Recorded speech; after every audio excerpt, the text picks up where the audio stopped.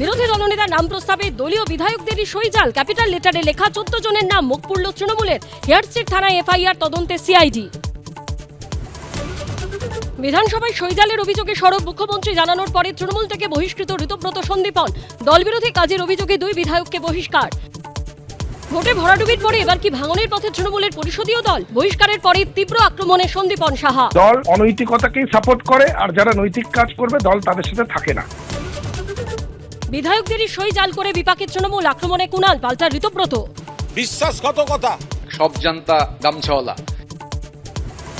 সই বিতর্কে ভবানী ভবনে তলব। সোনারপুর কাণ্ডের জেরে অসুস্থতার কারণ দেখিয়ে 15 দিন সময় চাইলেন অভিষেক। তদন্তে ডিআইজির নেতৃত্বে সিট গঠন করল সিআইডি। মন্ত্রিসভার শপথ গ্রহণ লোকভবনে। শপথ নিলেন 13 জন পূর্ণমন্ত্রী। স্বাধীন দায়িত্বপ্রাপ্ত প্রতিমন্ত্রী হলেন 3 জন। প্রতিমন্ত্রী পদে শপথ 19 জনের।